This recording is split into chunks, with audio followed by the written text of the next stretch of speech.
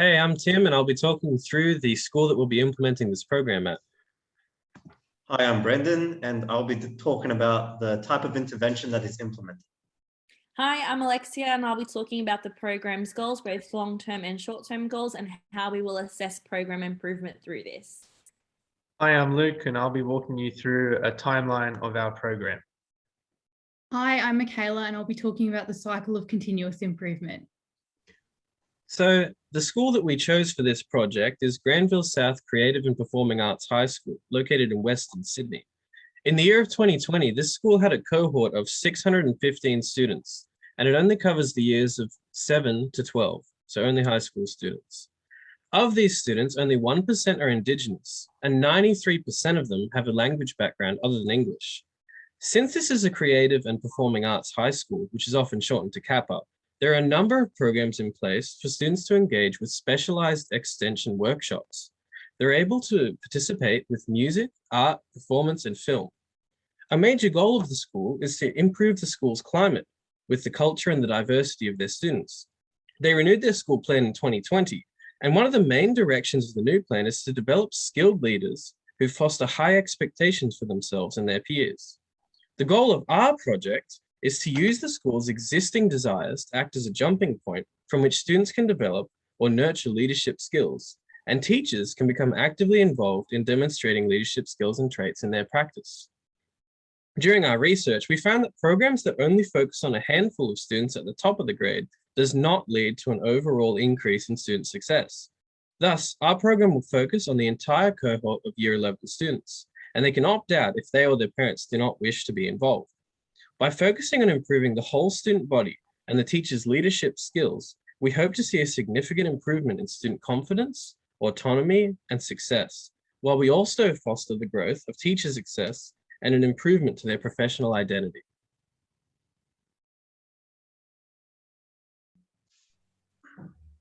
Over the duration of the term, the community leaders will visit the school and conduct workshops in small groups with the Year 11 students. The workshop will develop leadership skills such as self-confidence, critical thinking, goal setting, communication, teamwork, decision-making, resilience, and self-motivation. Meanwhile, the students will also participate in online learning modules, which correspond to and thus solidify the characteristics of leadership explored in the workshops. Throughout the duration of the program, it is essential that all student leaders and their mentors are invited to partake in community and school-based activism and or project-based learning by providing opportunities to put their developing leadership skills into practice. The program culminates with the Year 11 students putting their newly developed leadership skills into action by undertaking a mentorship role for the Year 7 students of the school. The pair of mentor and mentee will accompany one another on a school camp, where they will perform tasks that are designed to develop teamwork, communication, decision-making, and resilience.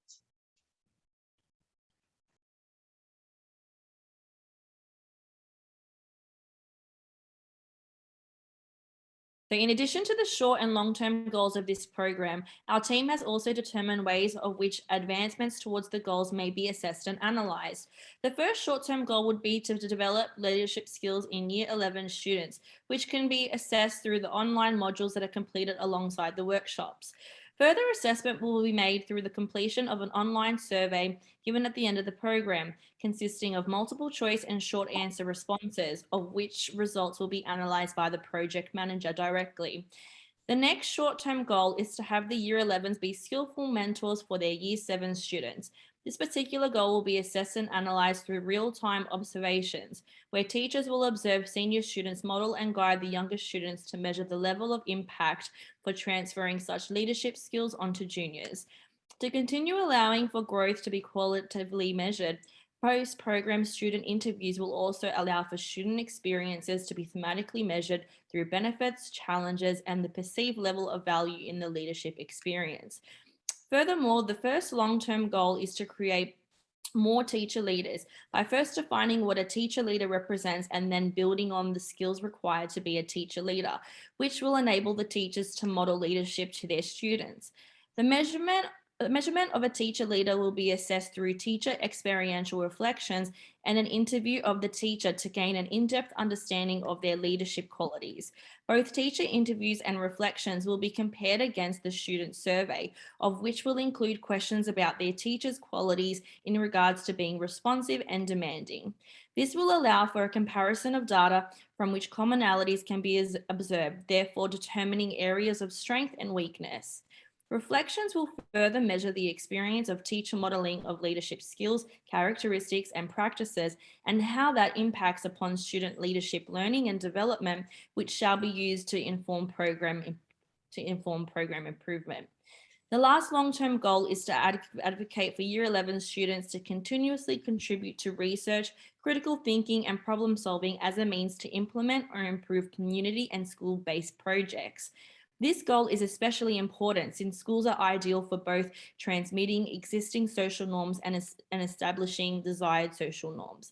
The online survey submitted by students, experiential reflections, as well as group discussions with students will be utilized when examining if the desired traits have been cultivated and whether or not student experiences and interactions have impacted the school and community, not just the individual.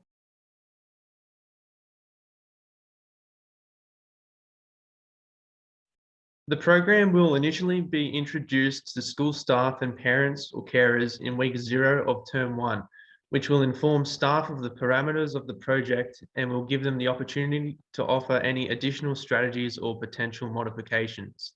Meanwhile, all Year 11 students will participate in the program unless otherwise stated through an opt-out system between the school and their parents. Each week, the Year 11 students will attend a workshop held by a community leader or mentor that will target a new theme or skill to develop. For example, week 1 may target self-confidence and week 2 may target critical thinking skills as a leader. The workshops will be held during a double free period for Year 11 students on Fridays from weeks 1 to 10. The workshops will only occur during the first free period. The second free period is for the Year 11 students to use however they please, so the program doesn't discourage participation by taking up student time that would otherwise be used for study and other extracurricular activities. During weeks 3, 6, and 9 of the school term, both Year 11 student participants and their mentors will complete a reflective report detailing observations of leadership progression. Additionally, every Wednesday morning from weeks 2 to 10, the Year 11 student participants of our program will meet with their SRC mentees for morning tea and a discussion focused on leadership practice. Finally, the program will culminate in week 10 with a 4-day-long leadership camp in which the Year 11 student leaders and their SRC mentees will be invited to attend.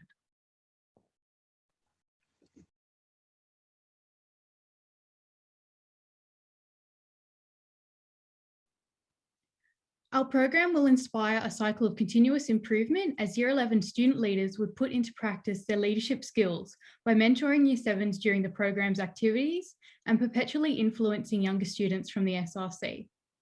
The continuous collaboration that would occur between Year 11 student leaders and their SRC mentees would provide a great amount of social support to both groups of students and would allow for successful integration and transition for the mentees to later become student leaders and mentors in their own senior years of secondary school. Many, if not all, students in the school would be involved in the program in some way, which would lead to a school-wide improvement in leadership skills, knowledge, and practices. This is an approach informed by international evidence-based education research, which confirms that all senior students should be involved in student leadership programs rather than following outdated traditional models, which selects only a handful of senior students to serve as the student body of their school. Furthermore, one of the goals of the program, which is to cultivate more teacher leaders, will allow for further modelling of leadership skills that will not only permeate throughout the school and wider community, but also perpetuate a dominant discourse that will benefit the school in all aspects of teaching and learning. We hope that this program will develop student success and serve as a useful tool to inform teacher practice, and we thank you for listening.